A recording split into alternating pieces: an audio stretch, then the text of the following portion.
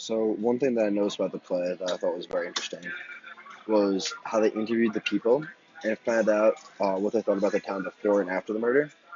Although everyone knows murder is bad, it almost seemed that the town didn't think it was morally as wrong because it was the killing of a homosexual male. Um, I think that they depicted some of the people's feelings that way, and the fact that the play showed this, it made the overarching lesson that the directors are trying to make stronger to the audience, that how wrong that is.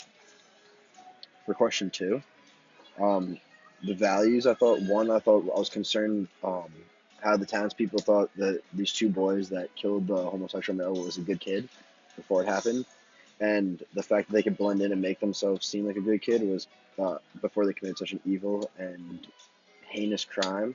Thought it was very concerning to me.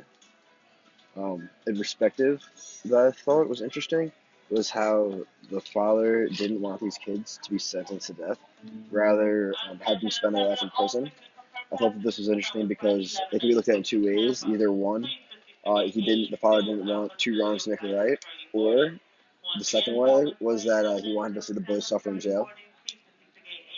For question three, I was confused where the two men that killed him came from, but after rereading and doing research, it seemed that they followed him out of the bar, and they're like one of the last people to see him because they followed him out of the bar and then killed him because he was homosexual.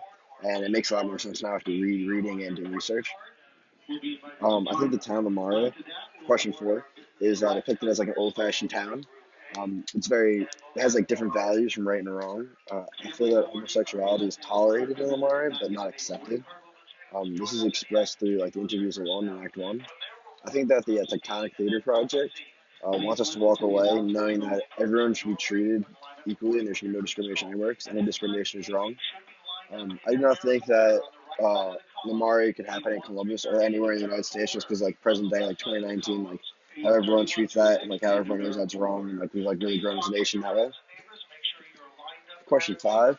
I think that the Lamar Project is different from Intimate Apparel.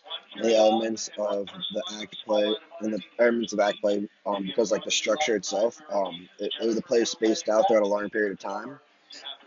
Another one is that it also is different because there are more characters in the Lamar Project, so more people that were talked to, interviewed, and played a role. And then finally, I think that they took the interviews, which were structured differently than anything we saw in the Apparel Project. Like Act One, like the interviews are just so different. And then for question six, my first question is, why do you truly think the dad wanted the kid who killed the son to be in jail and not sentenced to the death penalty? And question two is, what time period do you think this play mostly fits in the history of the United States? And I honestly overall enjoyed the reading of this play, and it's probably my favorite one so far. I thought it was the most moving.